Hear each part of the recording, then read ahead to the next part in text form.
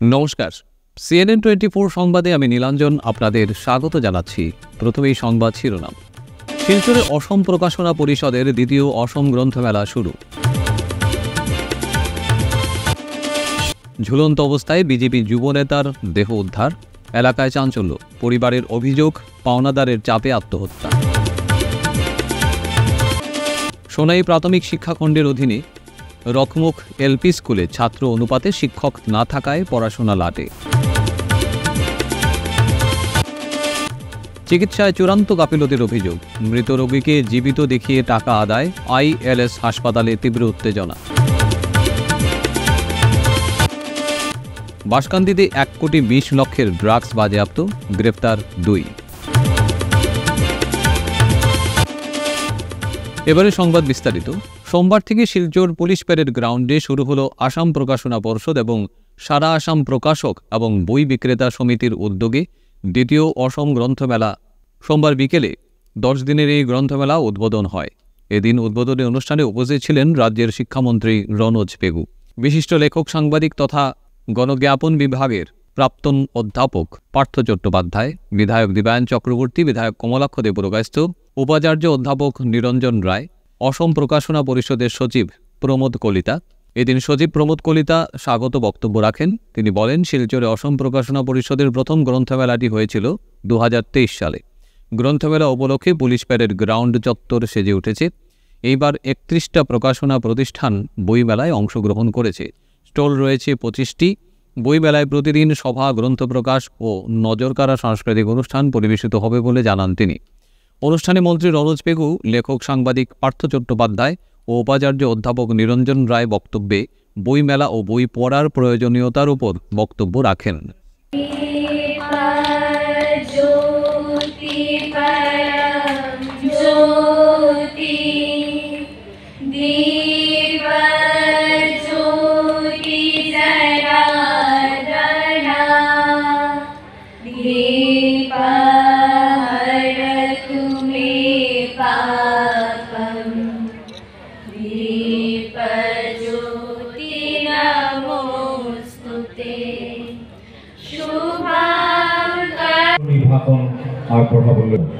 এবারে উপাচার্য ডক্টর নিরঞ্জন রায় মহাশয়কে বরণ করে নেবেন প্রমোদ কলিতা স্যার।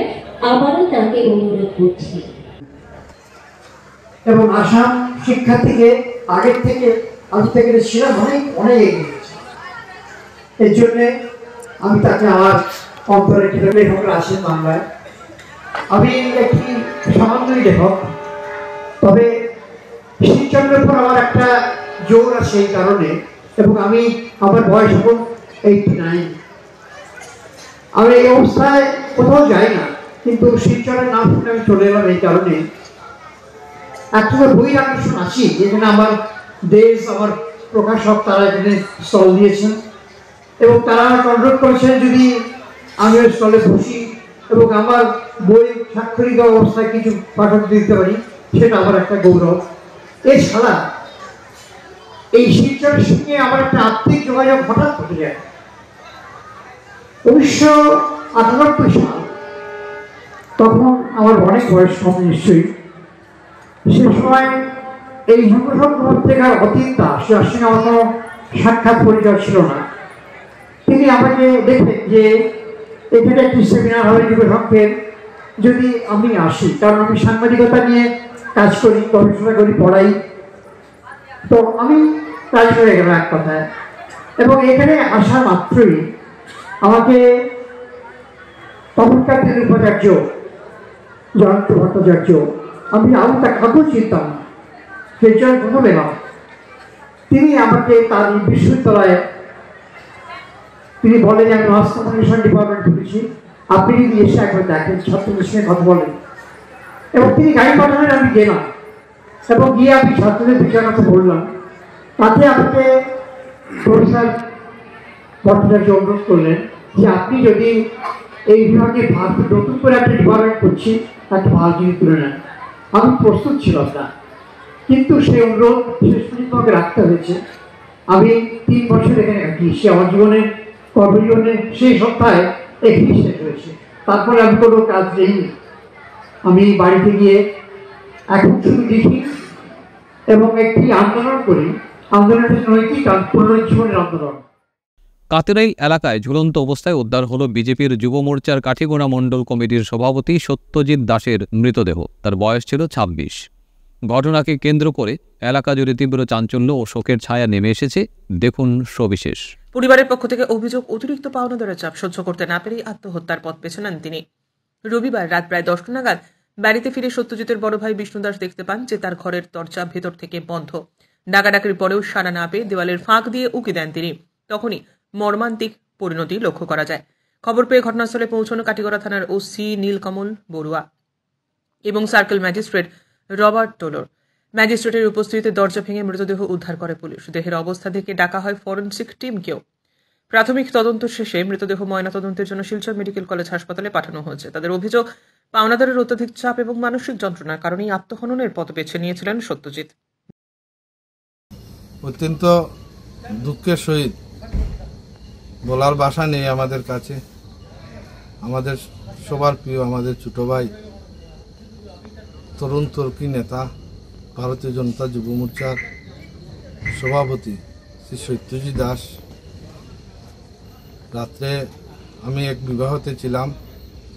আমি রাতে 10:30টার সময় খবর পেয়েছি। খবর পেয়ে সঙ্গে সঙ্গে আমাদের দলের যারা কার্যকর্তারা ওনার বাসাতে ছুটে আসেন এবং আমাদের সার্কেল অফিসার, কাটিগড়া থানার ওসিরাও আসেন, দলের সব কার্যকর্তারাও এখানে আসেন। সত্যজিৎ আমাদের মধ্যে নেই সেটা বিশ্বাস আমাদের হচ্ছে না।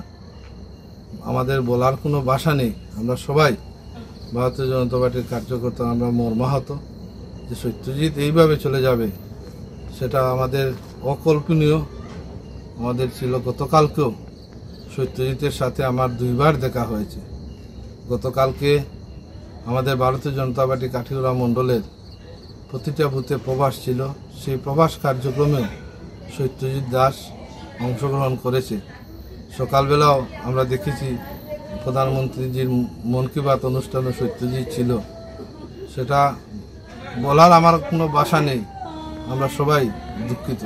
ওনার সত্যজিতের আত্মার আমরা চিরশান্তি কামনা করি। সোনাই প্রাথমিক শিক্ষা খণ্ডের অধীনে রকমুখ এলপি স্কুলে ছাত্র অনুপাতে শিক্ষক না থাকায় পড়াশোনা লাঠে উঠেছে। সোমবার স্কুলে জড়ো হয়ে একাংশ অভিভাবক ও স্কুলের পড়ুয়ারা ক্ষোভ প্রকাশ করেন।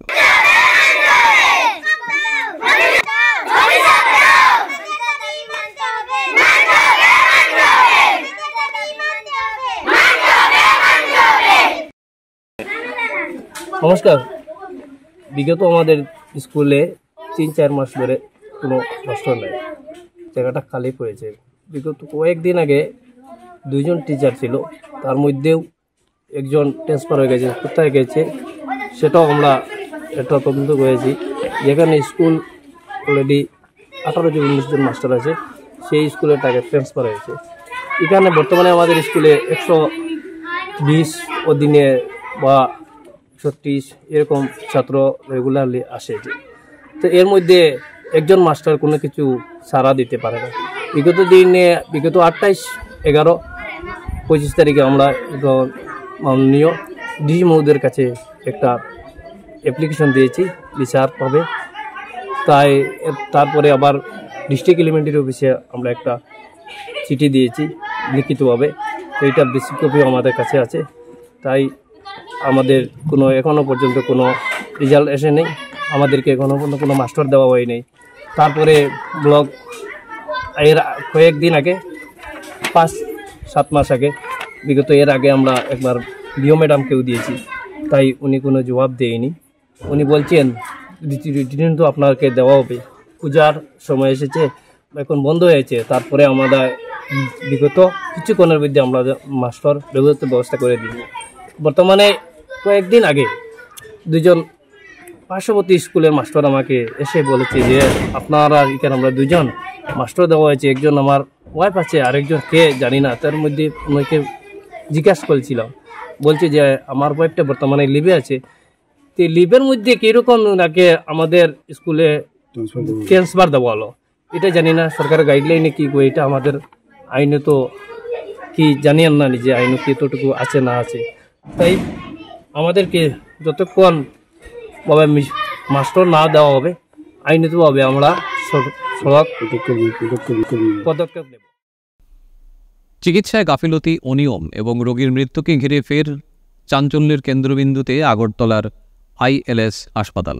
পরিবারের বিস্ফোরক অভিযোগ, আগেই মৃত্যু হওয়া রোগীকে জীবিত দেখিয়ে চিকিৎসা চলছে বলে অভিনয় করে অর্থ আদায় করছে হাসপাতাল কর্তৃপক্ষ। দেখুন সবিশেষ। উত্তর জেলার প্যাচারতলি এলাকার বাসিন্দা 40 বছর বয়সী অনামিকা মল্লিক সরকারকে রবিবার সকালে হার্টের জটিল সমস্যা নিয়ে ILS হাসপাতালে ভর্তি করা হয়। মাত্র 4 ঘন্টার চিকিৎসার জন্য হাসপাতাল কর্তৃপক্ষ 45,000 টাকা দাবি করে। টাকা জমা দেওয়ার পর পরিবার রোগীর কাছে যেতে চাইলে নার্সের অসৌজন্যমূলক আচরণ সরাসরি বাধার মুখে পড়তে হয় বলে অভিযোগ। বাধা উপেক্ষা করে যখন পরিবারের সদস্যরা জোর করে ওয়ার্ডে প্রবেশ করেন তখনই ভয়াবহ সত্য ঘটনাটি সামনে আসে। ইতিমধ্যেই মৃত্যুবরণ করেন তিনি, অথচ সেই সময়ও মনিটর এবং বিভিন্ন যন্ত্রপাতি চালিয়ে চিকিৎসক এবং নার্সরা চিকিৎসা চলছে এরকম ভান করেন। ঘটনার পর হাসপাতাল প্রাঙ্গণে উত্তেজনার সৃষ্টি হয়। মৃতার পরিবার দোষীদের বিরুদ্ধে কঠোর আইনগত ব্যবস্থা নেওয়ার দাবি তোলে। তবে এত গুরুতর অভিযোগের পরেও ILS হাসপাতাল কর্তৃপক্ষের পক্ষ থেকে কোনো আনুষ্ঠানিক প্রতিক্রিয়া পাওয়া যায়নি। ঘটনাটি সামনে আসতেই সাধারণ মানুষের মধ্যে বেসরকারি হাসপাতালের চিকিৎসা পরিষেবা নিয়ে প্রশ্ন তীব্র হয়েছে। রোগী মৃত, কিন্তু ILS হসপিটাল ক্লেম করছে রোগী এখনো জীবিত আছেন, ওনার ট্রিটমেন্ট চলছে। একজন মৃত রোগীকে ওরা এক্সরে করছেন, একের পর এক ট্রিটমেন্ট করছেন। 2 ঘন্টার ব্যবধানে ওরা 45,000 টাকা বিল করে দিয়েছে। ঠিক আছে, তো যদি রুগীটা মৃতই হতো, আমরাও যে কিছুক্ষণ পর আমাদেরকে বলছে যে সিগনেচার করতে ডাকছে, তখন গিয়ে তো আমরা দেখতে পাচ্ছি যে এই পেশেন্টের শারীরিক অবস্থার অবনতি হয়ে গেছে, উনি মারা গেছেন। তো আমরা কিছু 2-1 বার যাওয়ার পর একটা ডাউট হলো, আমাদেরকে সামনে যেতে দিচ্ছিল না, কারণ একজন নার্স আমাদের সাথে খুব বাজে ব্যবহার করছে। কেন আছেন এইভাবে আমাদের চিৎকার করে থ্রেট দিচ্ছে। তো আমরা কী করবো, আমাদের সাথে কিছু বয়স্ক লোক ছিল, ওরা দেখে বলছে না রুগী তো মৃত। ওনার হাত পা দেখে বোঝা যাচ্ছে যে, চোখ দেখে বোঝা যাচ্ছে যে রুগী মৃত, এবং ওনার জিহ্বাটা পর্যন্ত বের করে দিয়েছে। ঠিক আছে, তো এই অবস্থায় আমরা কী করলাম যে আমরা বললাম যে না, আমরা পেশেন্টকে নিয়ে চলে যাব, পেশেন্টকে নিয়ে আমরা ILS থেকে আপনি জিবিতে স্থানান্তরিত করি। কিন্তু দেখা যাচ্ছে যে ওরা বলছে এখন নেবেন, পেশেন্টের অবস্থা কিন্তু খুবই ক্রিটিক্যাল। তো ডিসপ্লের মধ্যে দেখা যাচ্ছে যে ওনার পালস রেশিও সব 120 করে আছে, সব নর্মালি আছে। আমরা আমাদের ক্লেম করছেন যে আমরা রুগীকে বাঁচিয়ে রাখতে পারবো, কিন্তু আসলটা হচ্ছে যে রুগী 9টার সময় আমরা ভর্তি করেছি, ঠিক আমাদের যেটা ডাউট 10:30টার দিকে রুগী মারা গেছে। কাছাড় জেলার বাঁশকান্দি এলাকায় অভিযান চালিয়ে 1,20,00,000 টাকার ড্রাগস বাজেয়াপ্ত করল কাছাড় পুলিশ। এই ঘটনায় গ্রেপ্তার করা হয়েছে 2 পাচারকারীকে। রবিবার এই খবর জানান কাছাড়ের অতিরিক্ত পুলিশ সুপার সুব্রত সেন। দেখুন সবিশেষ। পুলিশ জানিয়েছে, নির্ভরযোগ্য সূত্রের খবর পেয়ে বাঁশকান্দি এলাকায় অভিযান চালায় পুলিশ। বিক্রির উদ্দেশ্যে একটি বাইকে করে 2 ব্যক্তি মাদক বহন করছিল। সেই অনুযায়ী মাদক বিরোধী অভিযান চালানো হয় এবং বাইকটিকে জব্দ করা হয়। ধৃত 2 জন কিয়ামুদ্দিন লস্কর, বাড়ি কালাখাল, কচুদরাম এলাকায়। অপরজন আব্দুল করিম তালুকদার।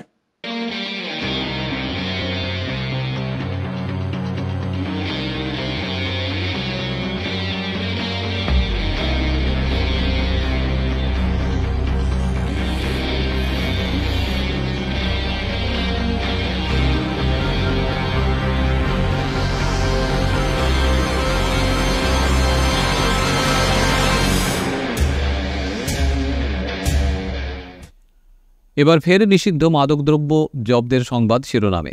2 কোটি টাকার গাঁজা বোঝাই লরি আটক করল বাজারিছড়া চুড়াইবাড়ি পুলিশ। হয়তো নিষিদ্ধ মাদক দ্রব্য পুরোপুরি ধ্বংস করতে হবে, না হয় নিষিদ্ধ মাদক কারবারিদের কড়া শাস্তি দিতে হবে, যাতে মাদক কারবার করতে তারা 7-5 ভাবে। এবার ফের নিষিদ্ধ মাদক কাণ্ড শিরোনামে।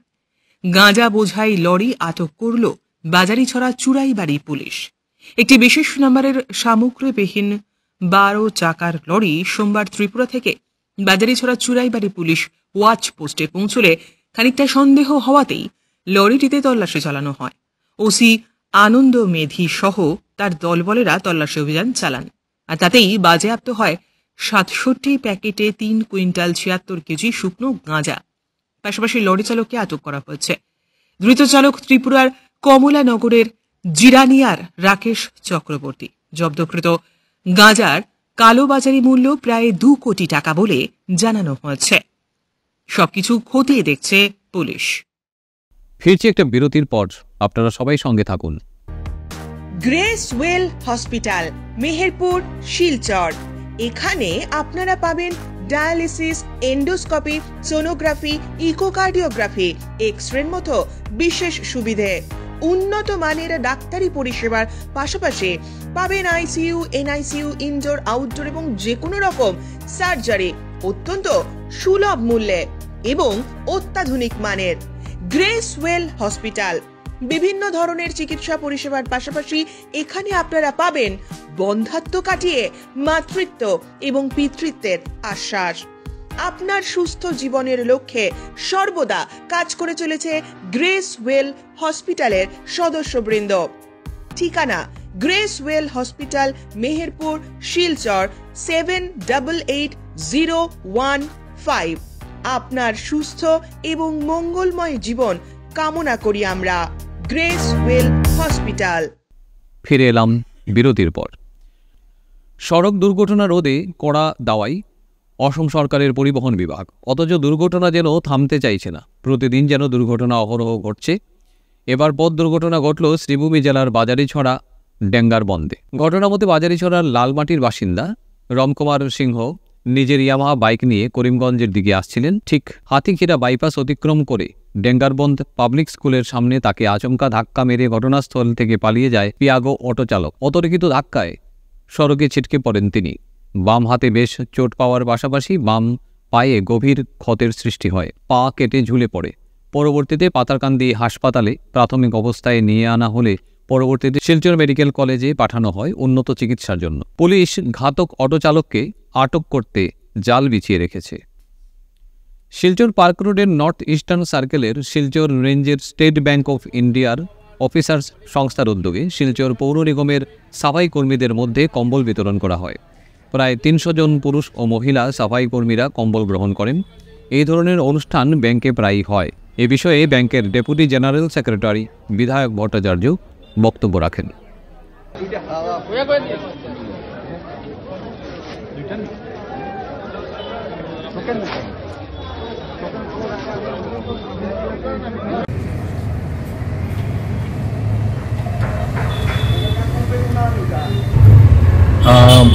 আজকে SBI officers association north east সার্কেলের শিলচর রিজিয়নাল কমিটির তরফ থেকে আমরা শিলচর শহরের মানে শিলচর পুর নিগমের আওতায় যে সমস্ত সাফাই কর্মচারীরা রয়েছেন, যারা সারা বছর ধরে দিনে রাতে মানুষের সেবায় রত রয়েছেন, তাদের জন্য আমরা একটা উদ্যোগ নিয়েছি।